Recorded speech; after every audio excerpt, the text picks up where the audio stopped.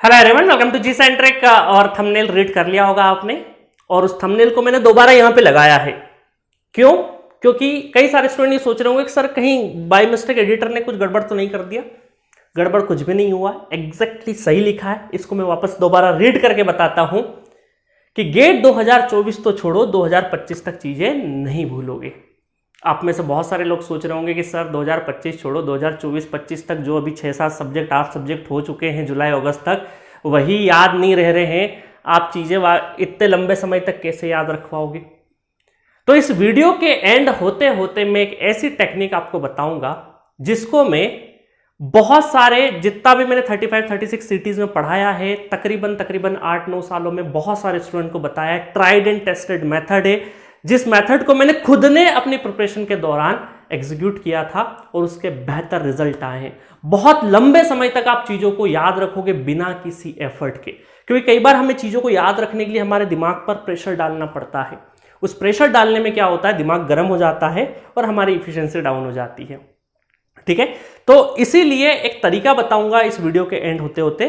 उस तरीके को अगर एग्जीक्यूट करोगे तो ही फायदा है, नहीं तो बताने का क्या मतलब है। मैंने पिछले 8-9 सालों में कई सारे स्टूडेंट को बताया है, जिसने फॉलो किया है उसने रिजल्ट पाया है, जिसने फॉलो नहीं किया है उसने रिजल्ट नहीं पाया है। सिंपल सी चीजें यही है, क्योंकि चीजें तो सभी अवेलेबल है, बट आप फॉलो करते हो या नहीं करते हो। ठीक है, और आपको पता है मेरे बारे में इतना तो जान ही चुके होंगे 4-5 साल की इस ऑनलाइन जर्नी में, कि जो भी बताता हूं बिल्कुल खरा खरा बताऊंगा। आपसे ना फॉल्स प्रॉमिस होगा, ना ही कोई ऐसी चीज बताऊंगा जिसको सिर्फ बातों में या लिखने में अच्छा लगे बट उसको एग्जीक्यूशन नहीं हो सके या उसकी प्रैक्टिकलिटी पॉसिबल नहीं हो। ऐसा मैं कुछ भी नहीं बताता हूं, तो ट्रस्ट करो थोड़ा सा। अभी तक किया है, थोड़ा और करो। आपको एक चीज बताऊंगा, ठीक है। चलिए, खैर इस पे हम बाद में आएंगे, और डेफिनेटली ये जो स्टेटमेंट लिखा है इसको जस्टिफाई करूंगा मैं वीडियो के एंड होते होते।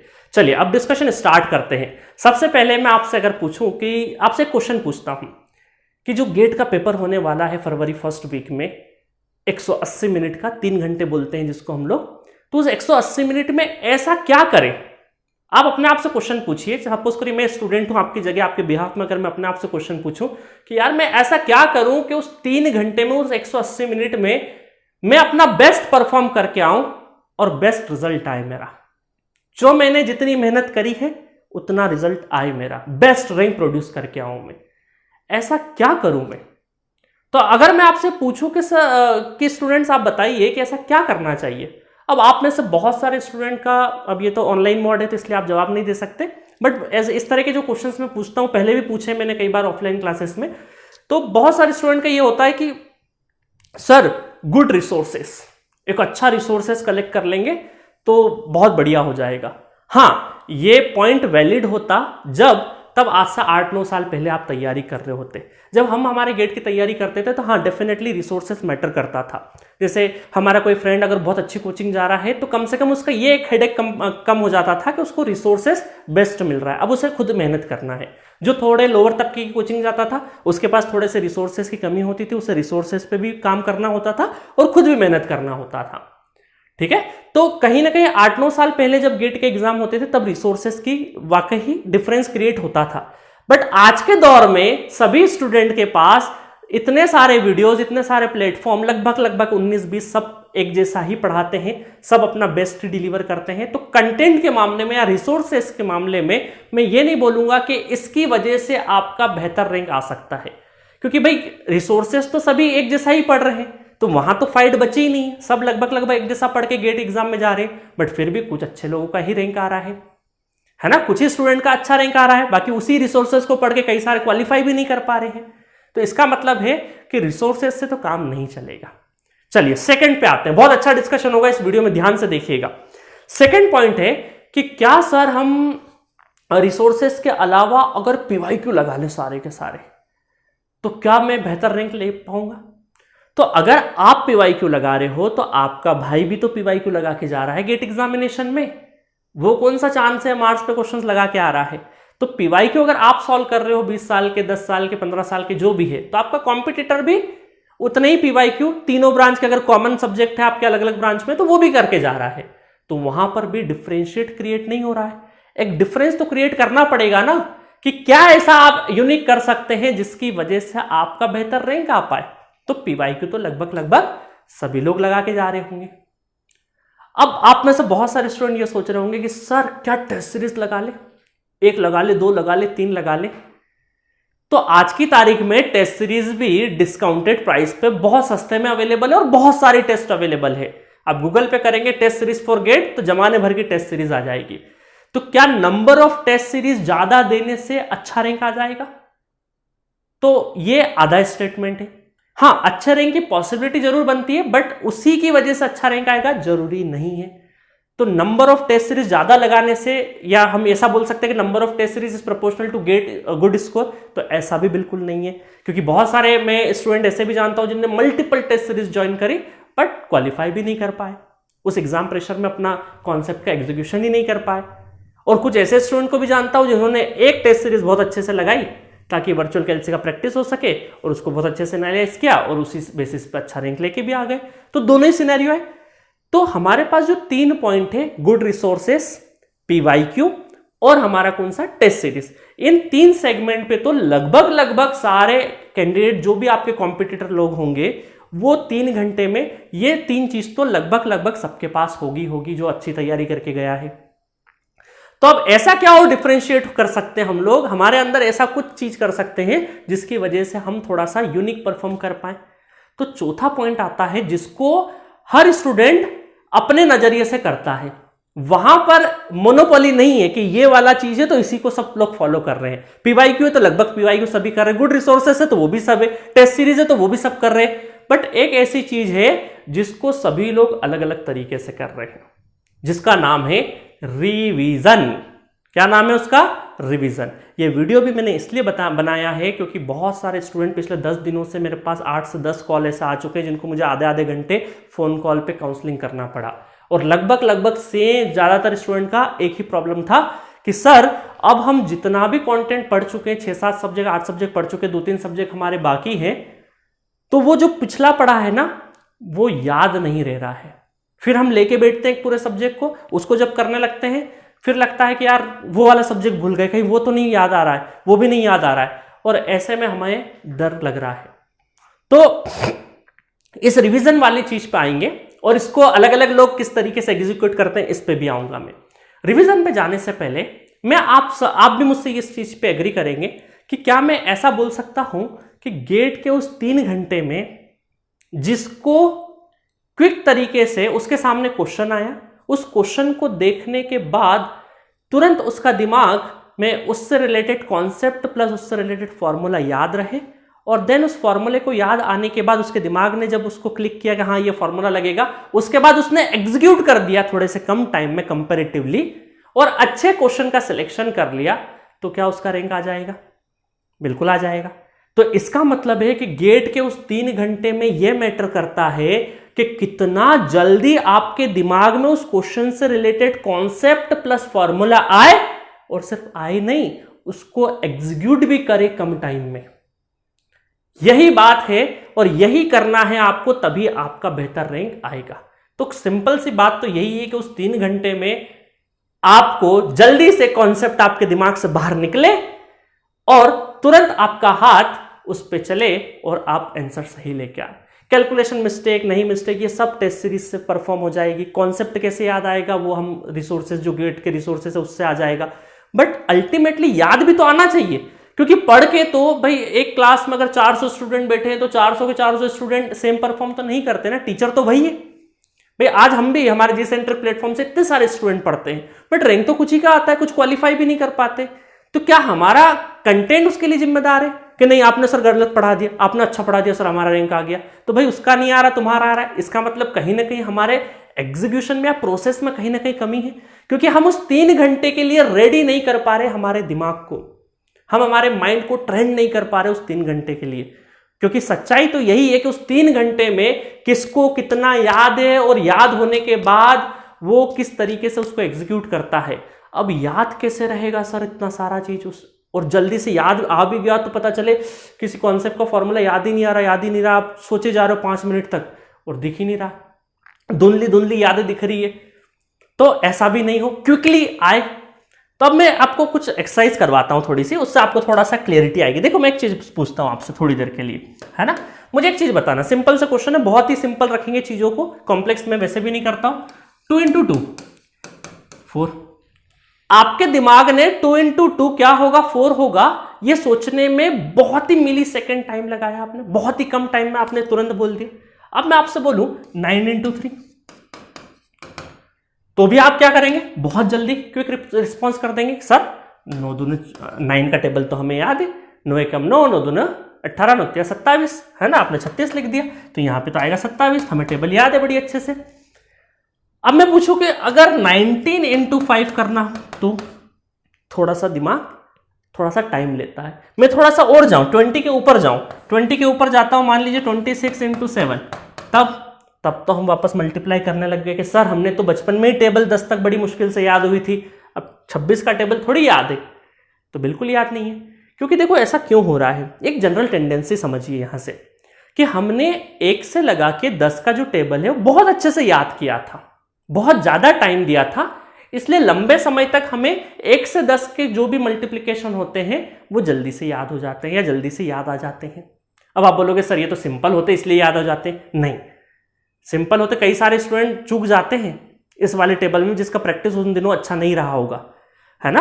तो अब कुछ सारे स्टूडेंट का 20 तक बहुत अच्छा होता क्योंकि उन्होंने 20 तक टेबल उस टाइम पे 20 तक टेबल में बहुत ज्यादा मेहनत करी थी, इसलिए 19 इंटू 5 बहुत सारे स्टूडेंट कर दे देंगे।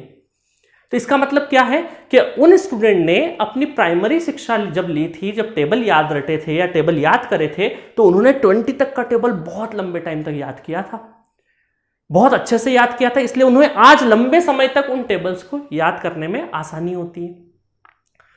ठीक है, तो इसका मतलब ये समझिए कि आपको अगर कोई चीज बहुत अच्छे से करनी है आज, उसको लंबे समय तक चलाना है, तो उसका प्रोसेस बहुत अच्छा होना चाहिए, उसका प्रोसेस बहुत अच्छा होना चाहिए। क्योंकि चीजें हमें क्या होता है, और ये सारा चीज मैं इसलिए बता रहा हूं कि कई बार वहां पे फॉर्मूला आएगा ना, तो फॉर्मूले में कई बार प्लस आएगा या माइनस आएगा, यही हमारा दिमाग डिबेट करता रहता है 3 घंटे में। यार ये वाला फॉर्मूला बोर्डे प्लॉट में सर ने क्या बताया था, गेन मार्जिन और फेस मार्जिन में क्या डिफरेंस था, गेन मार्जिन कैसे निकालते हैं, फेस मार्जिन कैसे निकालते हैं, मशीन में एफिशिएंसी का फॉर्मूला क्या है, एनालॉग में गेन का क्या है।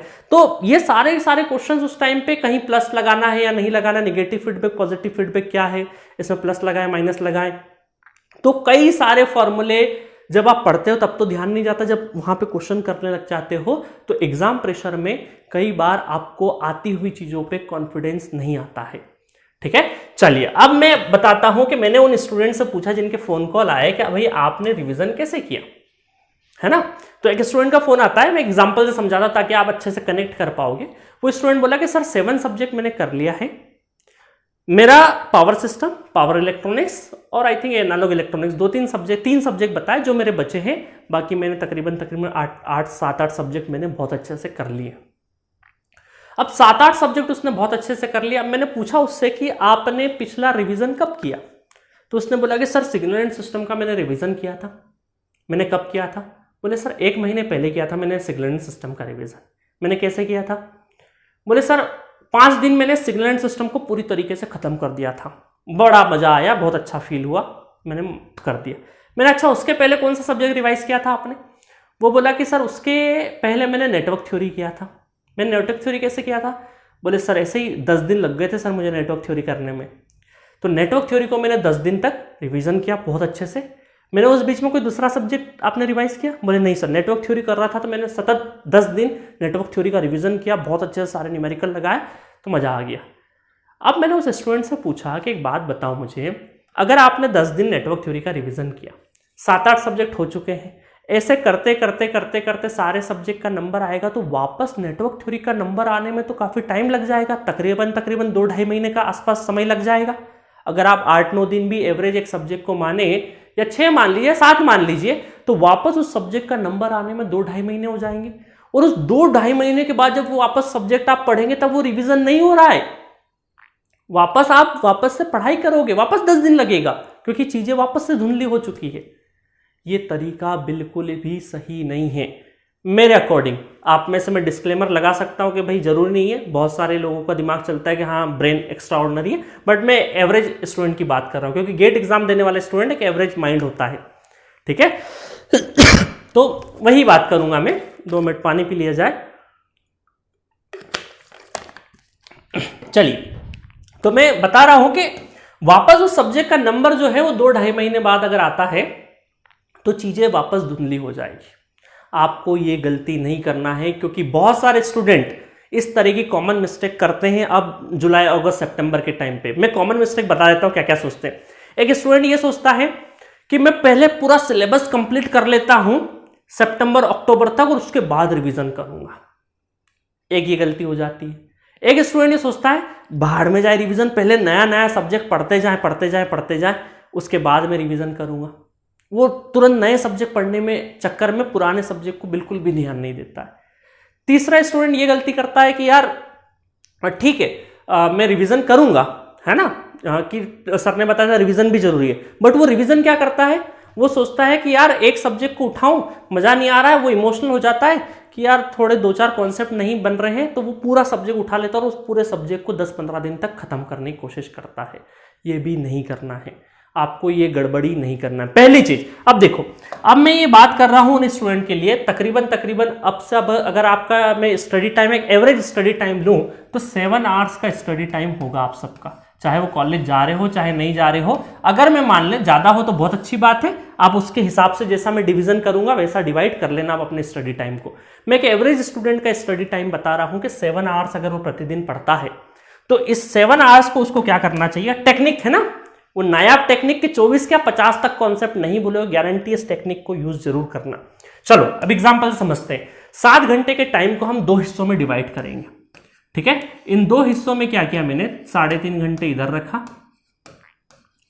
ठीक है, 3 घंटे 30 मिनट और 3 घंटे 30 मिनट इधर रखा। 2 हिस्सों में मैंने डिवाइड कर लिया आपके 7 घंटे की पढ़ाई को। और इस यहां पर अभी आपकी पोजीशन ये है, एक मोटा मोटी मैंने एवरेज पोजीशन ले ली स्टूडेंट से, इतने सारे स्टूडेंट से मेरी बात हुई है कि ये मान के चल रहा हूं मैं कि तकरीबन 7 सब्जेक्ट आपके कंप्लीट हो चुके हैं, सब्जेक्ट्स है ना, 6 to 7 भी हो सकते हैं, 6 to 7 सब्जेक्ट आपके कंप्लीटेड है। और रिमेनिंग अगर आप देखें तो 3 से 4 सब्जेक्ट आपके रिमेनिंग है ना, एक एवरेज ले लिया, किसी के 5 भी हो सकते हैं, किसी के 2 भी हो सकते हैं, ठीक है, रिमेनिंग है। आपके पूरे सिलेबस में आपने 6-7 सब्जेक्ट पढ़ लिए हैं, 3-4 सब्जेक्ट आपके रिमेनिंग है, ये एज्यूम करके चल रहा हूं कंडीशन। और आप 7 घंटे डेली आप पढ़ाई में देते हैं। अब आपको करना, क्योंकि यही वाला स्टूडेंट ज्यादा कंफ्यूज है। अब ऐसे स्टूडेंट जिनने अभी पढ़ाई चालू ही नहीं करी है तो वो तो कंफ्यूजन का सवाल ही नहीं, वो तो आप भाई जो सब्जेक्ट लो हाई प्रायोरिटी वाले, जिसके वेटेज ज्यादा है वो पढ़ना स्टार्ट करो, मैं उनकी बात ही नहीं कर रहा हूं, है ना। और डेफिनेटली अभी 5-6 महीने में भी बहुत अच्छा गेट स्कोर लाया जा सकता है अगर कोई फ्रेश स्टार्ट कर रहा है। बस शर्त ये है कि वो वेटेज वाइज पढ़ाई करे, जो सीक्वेंस हमने बता रखा उस सीक्वेंस में ही पढ़ाई करें। चलिए कमिंग टू द पॉइंट, वापस यहां पे आते हैं जो स्टूडेंट का मुद्दा है खासकर कि सर ये जो 6-7 सब्जेक्ट हो चुके हैं ना, ये वापस भूल जाते हैं हम, इसको कैसे रिवाइज करें। तो मैं एक टेक्निक बता रहा हूं आपको। चलिए आधा बांट लिया। अब आपको क्या करना है, जब भी आप सुबह सो के उठे, अब बहुत सारे स्टूडेंट रात को पढ़ाई करते हैं, कुछ दिन में पढ़ाई करते हैं, तो ये मान के चलो कि ये 3.5 घंटा एकदम फ्रेश माइंड रखना है आपको, फ्रेश माइंड, बिल्कुल ताजा माइंड है, तब इसको अपने को करना है है ना। चलिए मैं मान के चल रहा हूं कि सुबह भाई आप 7 बजे उठे बढ़िया फ्रेश माइंड से, है ना। एक एग्जांपल ले लिया, बाकी आप कॉलेज गोइंग है तो आप इस 3.5 घंटे को मैनेज कर सकते हैं। कॉलेज से आके एक आधा घंटा सो लिए तो भी आप क्या हो सकते हैं, रिफ्रेश हो सकते हैं, तो वहां पर भी आप ले सकते हैं, तो डिवाइड भी कर सकते हैं इसको, है ना। मतलब अल्टीमेटली आपको 3.5 घंटे जो मैं बता रहा हूं उसको देना है, और ये जो 3.5 घंटे हैं ये अपने को देना है रिमेनिंग सब्जेक्ट पे, न्यू कंटेंट पे देना है, न्यू कंटेंट पे। और ये हमारा कौन सा है, ओल्ड कंटेंट, है ना। देखिए कई बार क्या होता है, मेरी बात सुनना, कि सुबह का खाना खाया हमने, है ना, 11 बजे सपोज करो हमने सुबह का लंच लिया, और उसके क्या मैं बोलूं कि 2 घंटे बाद वापस आपको खाना खाना है, तो आप क्या बोलेंगे, नहीं नहीं अभी इच्छा नहीं, पेट भरा हुआ है। शाम होते होते अगर मैं बोलूंगा खाना खा लीजिए तो आप बोलेंगे हाँ चलो आप खा लेते हैं, क्योंकि मेरा जो पेट है वो तैयार है, इसने सिग्नल दे दिया दिमाग को कि हाँ भैया खाना ले सकते हो तुम। इसका मतलब क्या हुआ कि इस पेट ने दिमाग को सिग्नल तभी दिया जब पुराना वाला खाना अच्छे से डाइजेस्ट हो गया। अब सपोज करो किसी ने दोस्त ने आपसे जबरदस्ती करी, नहीं अब तो खाना ही पड़ेगा, और आपको डबल खाना खिला दिया जाए, पूरा पेट भर गया था, उसके बाद वापस ठूस दिया जाए, तो क्या होगा, फूड पॉइजनिंग हो जाएगा, सारा का सारा निकल जाएगा। फिर आपको 2-3 दिन 4 दिन 5 दिन 10 दिन क्या करना पड़ेगा, आपको थोड़ा सा संभल के खाना पड़ेगा, है ना, और ज्यादा अगर हो गया तो आपको मेडिटेशन भी लेना पड़ेगा। तो इसका मतलब क्या है कि पुराने वाले खाने को अगर आपने अच्छे से डाइजेस्ट नहीं किया, उसको अच्छे से डाइजेस्ट करने के बाद ही नया खाना या नया इनपुट ले सकते हैं। सिमिलरली खाना इज इक्वल टू पढ़ाई। जब तक पुराना डाइजेस्ट अच्छे से नहीं करो तो नया अगर ज्यादा लेते जाओगे और पुराना डाइजेस्ट नहीं होते गया, खिचड़ी पक जाएगी, कुछ भी नहीं होगा, फूड पॉइजनिंग हो जाएगा, सारा का सारा मिक्स हो जाएगा, उलट हो जाएगा, नील बटे सन्नाटा। आपको बड़े प्रेशर में, डिप्रेशन में चले जाओगे, यार क्या हो रहा है, संभल ही नहीं रही, चीजें हाथ से निकलती जा रही है। नहीं, निकलने नहीं देना है चीजों को।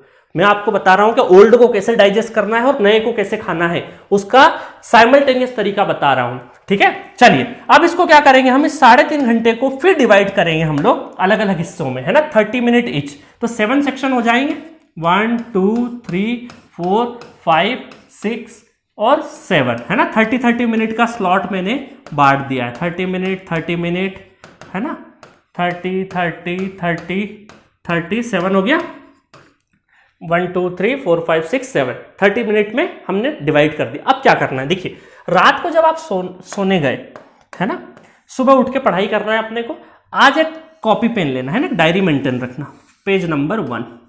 इस पेज नंबर 1 पे आपने क्या लिखा कि सुबह उठते से मुझे जो 6-7 सब्जेक्ट मेरे कंप्लीटेड है उनके टॉपिक लिखे। सपोज करो आपने लिखा नेटवर्क थ्योरी का मुझे सुबह उठ के रेजोनेंस करना है, रेजोनेंस करना है ना, मेरे पास जगह कम है, मैं थोड़ा सा शॉर्ट फॉर्म में लिख देता हूं, रेजो। कंट्रोल सिस्टम का मुझे रूट लोकस करना है, रूट लोकस। डिजिटल इलेक्ट्रॉनिक्स का मैं नंबर सिस्टम देख लेता हूं, नंबर सिस्टम। ठीक है, 3 कॉमन कर लिए। आप चाहे तो इलेक्ट्रिकल से हैं, एनालॉग कर लेते हैं, चलो एनालॉग में आपने ले लिया, चलो डायोड वाला हिस्सा मैं देख लूंगा थोड़ा सा। ठीक है, मैथमेटिक्स ले लिया, मशीन ले लिया, कम्युनिकेशन ले लिया, ईडी से ले लिया, मेजरमेंट ले लिया, जो भी ले लिया। 7 सब्जेक्ट लेना, 1 2 3 4 5 6 7, है ना। और शुरुआत में पहले हफ्ते में आप चाहें तो कम सब्जेक्ट भी ले सकते हैं, 4-5 सब्जेक्ट ही लीजिए। मैं तो मेरा एडवाइस यही रहेगा, शुरुआत में एकदम बर्डन मत लीजिए, नहीं तो गच्चा खा जाएंगे। ठीक है, तो आपको मैं समझाने के लिए बताया था, 7 सब्जेक्ट ले लिए हमने। और अब क्या करना है, सपोज करो सुबह का टाइमर लगा के एकदम, है ना, घड़ी पास में होना चाहिए, मोबाइल दूर होना चाहिए। चलो यहाँ पे नेटवर्क, पहला जो 3.5 घंटे का जो पहला हिस्सा है 30 मिनट, इसमें नेटवर्क उठाएंगे। नेटवर्क में हम आज रेजोनेंस की 12 बजाएंगे। आज रेजोनेंस बहुत अच्छे से हम सीखेंगे। कैसे सीखना है, तरीका बताता हूं। जनरली स्टूडेंट क्या करते हैं, एक जनरल टेंडेंसी बताता हूं कि अगर आप जिंदगी में पहले पेज से किसी भी सब्जेक्ट को अगर पहले पेज से रिवाइज करोगे तो एंड तक कभी नहीं पहुंच पाओगे, ये गारंटी आप सोच के देखिएगा। ठीक है, इसीलिए हम लोगों ने क्या किया, बीच में से कोई भी रैंडम टॉपिक उठा सकते हो। 30 मिनट में आपके पास नेटवर्क का एक रेजोनेंस है, आपके दिमाग में और कुछ भी नहीं चलना चाहिए। इस 30 मिनट में मुझे नेटवर्क थ्योरी का एक रेजोनेंस टॉपिक है, उसको बहुत अच्छे से करना है। अब रेजोनेंस में कैसे करोगे 30 मिनट में, 30 मिनट में आप जो भी आपने नोट्स बनाए हैं, उसमें क्या करना है आपको, इस 30 मिनट को भी 2 हिस्सों में तोड़ो, 10 minute, 10 minute and 20 minute, 10 minute और 20 मिनट। इसमें क्या करना है, आपको स्कैन करना है। किसको स्कैन करना है, अपने नोट्स को, है ना, अपने नोट्स को स्कैन करना है। कैसे स्कैन करोगे, कॉपी खोलोगे, जैसे सपोज करो मेरे पास ये कॉपी है ना, कॉपी खोलोगे, आज रेजोनेंस सर ये मैंने नोट्स बना रखे, आपने नोट्स तो अच्छे से बनाई होंगे, है ना। तो रेजोनेंस सर ने बताया था, अच्छा रेजोनेंस ये होता है, ठीक है। फिर सीरीज पहले, ऐसे लाइन पढ़ने मत लग जाना, एक एक लाइन को रीड नहीं करना, स्कैन करना है, बहुत अच्छे से देखना है पेजेस को बस। अच्छा, सीरीज रेजोनेंस में ये सारा चीज़ होता है, ये थोड़े ग्राफ भी बताए थे सर ने, उसके बाद ये फॉर्मूले बताए थे, ये सारे फॉर्मूले पता होना चाहिए। क्वालिटी फैक्टर पे बहुत क्वेश्चन आते हैं, सर ने बताया था, ये भी होना चाहिए। उसके बाद बैंडविड्थ, क्वालिटी फैक्टर और इनके बीच के रिलेशंस, ये भी देखना है, ठीक है। अच्छा, बैंडविड्थ के बड़े बड़े फॉर्मूले भी कभी कभी आ जाते हैं, वो भी देख लो। चलो उसके बाद पैरेलल रेजोनेंस पे चलते हैं। इस तरीके से करते करते करते करते आपने क्या किया, 10 मिनट के अंदर एकदम अटेंटिव होके आपने पूरा नोट्स स्कैन कर लिया। स्कैन करने के बाद इस बचे हुए 20 मिनट्स में आपको प्रति टॉपिक 5 क्वेश्चन मिनिमम, है ना, 5 क्वेश्चन मिनिमम लगाने हैं, सॉल्व करने हैं। अब ये 5 क्वेश्चन कहां से लोगे, है ना, ये भी तो हो सकता है सवाल। पूरी जानकारी दूंगा मैं आपको, आधी अधूरी नहीं दूंगा। 5 क्वेश्चन कहां से आ सकते हैं, तो सबसे पहले ट्राई करो कि अपनी जो नोट्स कॉपी में, अगर मेरे से नेटवर्क पढ़े हो तो मैंने जो नोट्स कॉपी में क्वेश्चंस कराए हैं, है ना, या क्रैश कोर्स में जो क्वेश्चंस कराए हैं, उन क्वेश्चंस को पहले लेना। चाहे वो आता हुआ क्वेश्चन क्यों ना हो, जल्दी से हम पेन चलाएंगे, हमारी ड्यूटी कंप्लीट करेंगे। सर ने बोला था 5 क्वेश्चन करना है, मतलब करना है, ठीक है। तो 5 क्वेश्चन आप पहले क्या करेंगे, कॉपी से पिक करेंगे। अब आप कॉपी में तो 5 से ज्यादा क्वेश्चन होंगे भाई, वहां तो 20, 30, 25 क्वेश्चन ज्यादा हो सकते हैं, कोई दिक्कत नहीं है। बचा हुआ टर्न इस नेटवर्क का, रेजोनेंस का वापस आएगा ना टर्न, तब वो बचे हुए उस 5 क्वेश्चन को तो कंप्लीट करो। उस 5 के आगे मान लीजिए 25 क्वेश्चन आपकी कॉपी में, तो अगले 5 क्वेश्चन हम जब अगला टर्न आएगा, बहुत जल्दी आ जाएगा टर्न, है ना, नेटवर्क थ्योरी का रेजोनेंस टॉपिक जब वापस अगला टर्न आएगा, तब उसकी कहानी वापस से स्टार्ट करेंगे, हम आगे से कंटिन्यू करेंगे 5 क्वेश्चन के बाद वहां। अब कुछ स्टूडेंट की अगर स्पीड अच्छी है, क्वेश्चन बहुत इजी है, तो 20 मिनट में चाहे तो 10 क्वेश्चन तक भी कर सकते हैं, बट अपने को इस 20 मिनट के अंदर ही निपटाना है। अच्छा, कुछ क्वेश्चन ऐसा फंस सकता है कि आप अटक गए कि सर हम, है ना, क्योंकि ये देखो 8-9 साल का एक्सपीरियंस बता रहा हूं मैं, क्योंकि बहुत सारे स्टूडेंट ये करने के बाद, है ना, ऑफलाइन में पूछता था कि बच्चों कैसा रहा, तो बच्चे आते थे अलग अलग क्वेरी लेके कि सर एक क्वेश्चन में ना हम फंस गए आज, तो पूरा 20 मिनट एक ही क्वेश्चन में हो गया और वो सॉल्व भी नहीं हुआ। ऐसा नहीं करना है। अगर कोई क्वेश्चन में आप अटक जाते हो तो उस क्वेश्चन को वहीं पे होल्ड डालो कि हाँ, स्टार मार्क कर दो कि यार एक बार में मेरे दिमाग से हिट नहीं हो रहा, उसको पोस्टमार्टम करेंगे। कहाँ पोस्टमार्टम करेंगे, ये जो हमारे पास बचे 3.5 घंटे ना, उसमें हम उस टॉपिक का पोस्टमार्टम करेंगे बाद में, बट अभी हमारे रिवीजन सेगमेंट में हमको रुकना नहीं है, जल्दी जल्दी चलना है, ठीक है। चलो, तो ये हो गया हमारा नेटवर्क थ्योरी। उसके बाद आप इसी तरीके से क्या करेंगे, कंट्रोल सिस्टम पे आएंगे। कंट्रोल सिस्टम में भी यही करेंगे आप, कोई भी टॉपिक, रूट लोकस का 10 मिनट में स्कैनिंग, 20 मिनट में न्यूमेरिकल, इस तरीके से 1 2 3 4 5 6 7 सब्जेक्ट को आप 3.5 घंटे में, और ये इतना डायनेमिक रिविजन होता है कि आपका दिमाग एग्जॉस्ट हो जाएगा। उसके बाद आधे घंटे का थोड़ा ब्रेक लेना, मज़ा बहुत आएगा। शुरू में थोड़ी सी दिक्कत होगी क्योंकि आप एट अ टाइम क्या कर रहे हैं, 7 सब्जेक्ट, अलग अलग सब्जेक्ट के रैंडम अलग अलग टॉपिक को हिट कर रहे हैं। तो भाई दिमाग में नेटवर्क के बाद कंट्रोल, कंट्रोल के बाद उसका, उसके बाद अलग अलग टॉपिक चल रहे थे। इसका मतलब क्या है, ये दिमाग थोड़ा तो गर्म होगा ना शुरुआत में, जब तक इसको प्रैक्टिस नहीं है। और यही आपका रैंक ला के देगा आपको। क्यों?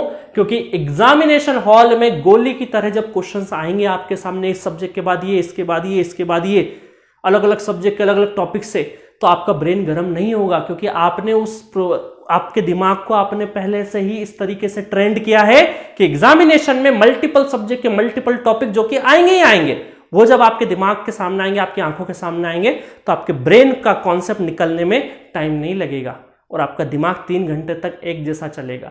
नहीं तो कई सारे स्टूडेंट गेट जो एग्जाम देते हैं ना पहली बार, उन्हें पता ही नहीं चलता ये हुआ क्या है। 1-1.5 घंटे तो ब्रेन चलता है, उसके बाद पिछला बाद वाला जो 1.5 घंटा है ना, वो आता हुआ क्वेश्चन नहीं उठा पाते क्योंकि दिमाग थक जाता है, क्योंकि उन्होंने दिमाग को ट्रेंड ही नहीं किया उस तरीके से कि मल्टीपल टॉपिक याद कर सके।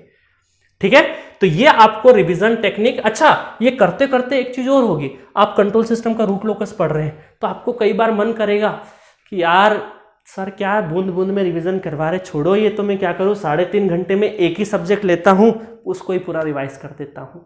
ये गलती मत करना, ऐसी फीलिंग आएगी आपके अंदर ये करते टाइम पे, ये क्या बूंद बूंद में रिवीजन कर रहा हूं, एक साथ उठाता हूं, एक ही बार में लपेट देता हूं पूरे नेटवर्क को या पूरे कंट्रोल को। ये गलती नहीं करना है।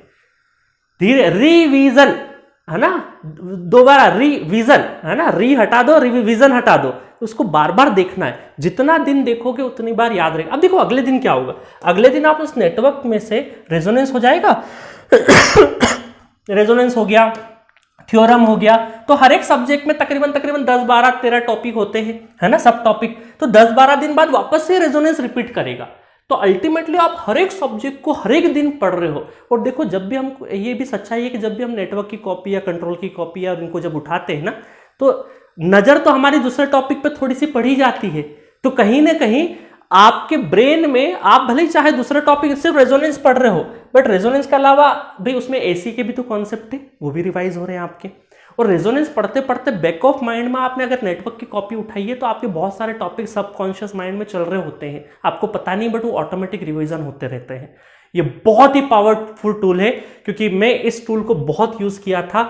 आज भी मुझे कई सारे सब्जेक्ट जो मैंने 8-9 साल से हाथ नहीं लगा, जिनको मैं नहीं पढ़ाता हूँ, उनका सीक्वेंस क्या रहता है, उसके बाद क्या रहेगा, उसके बाद क्या रहेगा, और जब मैं पुरानी कॉपी खोलता हूँ अपनी, तो वो स्कैनिंग जैसे ही पेज आता है मुझे पता है कि उस पर क्या लिखा है। ये तभी होगा क्योंकि मल्टीपल टाइम्स मल्टीपल टॉपिक को इस तरीके से हमने रिवीजन किया है। और एक रिवीजन एक ऐसी चीज है जो हर एक स्टूडेंट अपने अपने तरीके से कर रहा है। जिसने बहुत अच्छे से किया उसको गेट वाले 3 घंटे में ज्यादा अच्छे से चीजें याद आएगी और वो ज्यादा अच्छे से एग्जीक्यूट करेगा। इसीलिए हमने दोनों सेक्शन रखे हैं, सिर्फ देखने वाला नहीं रखा है। क्योंकि रिवीजन में जनरली क्या होता है, आप लेके बैठते हो, ठीक है ठीक है ठीक है, ध्यान कहीं और चले जाता है, फिजिकली तो वहीं हो, मन कहीं और चले गया और फिर थोड़ी देर बाद साइड में कर देते हो। यही होता है। इसलिए हमने क्या किया, स्कैनिंग प्लस न्यूमेरिकल भी रखा है। आप एक दिन में 1 2 3 4 5 6 7 7 × 5 7 5 35 35 न्यूमेरिकल अलग अलग सेगमेंट के कर रहे हो। आपका ब्रेन इस तरीके से डायनामिज्म हो जाएगा आपके दिमाग में कि एग्जामिनेशन आपको बहुत आसानी रहेगी। ठीक है, चलिए आगे चलते हैं। फिर ये नया, ये जो बचा हुआ 3.5 घंटे है, इसमें जो भी सब्जेक्ट आपके बचे हैं वो आप करते जाइएगा। ठीक है, अब जैसे इधर सब्जेक्ट कम होते जाए तो 3.5 घंटे से हम 2.5 घंटे में कर देंगे इसको, क्योंकि इधर एक सब्जेक्ट होते जाएगा, 2 होते जाएगा, सिर्फ एक ही बचेगा तो उसके लिए कम टाइम चाहिए। फिर इधर रिवीजन का टाइम आपका बढ़ते जाएगा। अब ऐसे स्टूडेंट है कि सर अभी तो हमारे 6-7 सब्जेक्ट नहीं हुए हैं, हमारे ज़्यादा बाकी है, हमारे 5 सब्जेक्ट इधर हुए, 5 बाकी है, तो आप ये कर सकते हैं कि रिवीजन के टाइम को थोड़ा सा अपने सब्जेक्ट के अकॉर्डिंग थोड़ा सा, मतलब आधा घंटा अगर एक सब्जेक्ट को देंगे इनफ है। किसी की स्पीड स्लो है तो 40 मिनट भी दे सकते हैं, बट मैं वो रिकमेंडेशन नहीं करता, 30 मिनट इज इनफ। अच्छा, एक डाउट और आता है कि सर बड़ा टॉपिक हुआ था, जैसे ट्रांजिएंट हो गया, क्या है बड़ा है ना, तो ट्रांजिएंट को आप 2 दिन कर सकते हो लगातार। कैसे कर सकते हो, जैसे नेटवर्क का रेजो आज है तो कल जैसे ट्रांजिएंट पार्ट 1 ट्रांजिएंट पार्ट 2 आधा आज कर लिया, आधा कल कर लेना, है ना, ताकि कंटिन्यूशन में भी रहेगा। और बस ऐसा मत करना कि आज ट्रांजिएंट है तो चलो 1 घंटे में नेटवर्क को ही दे दूं, नहीं, 30 मिनट से ज्यादा आप किसी भी सब्जेक्ट को नहीं देना, है ना। और यहां पर आप शुरू में कोशिश ये करना कि 7 सब्जेक्ट की बजाय 6 सब्जेक्ट ही रहे, क्योंकि उस आधे घंटे को हम क्या करेंगे, जहां हो सकता है 5 मिनट 7 मिनट 10 मिनट का टाइम आपका इधर उधर कहीं इमरजेंसी कॉल आ गया या कुछ घर का काम आ गया, तो उस आधे घंटे को हम यहाँ पे 5-5 10-10 मिनट जो हमारा टूटा है वहां पे हम सेट कर पाए। तो that is the best way. मैं प्रॉमिस करता हूँ इस वीडियो को देखने के बाद बहुत सारे स्टूडेंट कुछ फॉलो करेंगे, कुछ नहीं करेंगे, कुछ ट्राई करेंगे, कुछ लंबे समय तक करेंगे, कुछ नहीं करेंगे, बट आप यकीन मानिए 1 हफ्ता 2 हफ्ता 3 हफ्ता 3 वीक इस प्रोसेस को करके देखिएगा, आप अंदर ही अंदर बहुत चेंज महसूस करेंगे। क्योंकि बाहर से तो आपके रिसोर्सेस, PYQ, टेस्ट सीरीज ये सभी कैंडिडेट का सेम है, बट अंदर आपके दिमाग में क्या चल रहा है, आप सब्जेक्ट को किस तरीके से रिकॉल कर रहे हैं, वो आपको यूनिक बनाएगा और वही आपको एग्जामिनेशन हॉल में रैंक ला के देगा। बाकी कुछ भी नहीं, क्योंकि सभी कैंडिडेट सभी कॉम्पिटिटर के पास बाकी सारी चीज़ है। ठीक है गाइस, तो ये थी टेक्निक। आपको यकीन, अब ये वाले सेंटेंस पे वापस चलते हम लोग कि 24 क्या 50 तक याद रहेगा, बिल्कुल याद रहेगा। क्योंकि अगर आपको ये टेबल याद है अपना 1 से लगा के 20 तक का टेबल इतने लंबे समय तक, क्योंकि आपने इस पर बहुत अच्छे से काम किया था, जब इस पर बहुत अच्छे से काम करोगे तो एटलीस्ट मुझे 10 12 15 साल से तो याद ही, क्योंकि मैं फर्स्ट ईयर सेकेंड ईयर से अगर तैयारी स्टार्ट किया था, कुछ सब्जेक्ट वहां से पढ़े थे, तो तकरीबन मुझे 10-11 साल तो मैं मान सकता हूँ कि मुझे याद है वो सारी चीज़ें।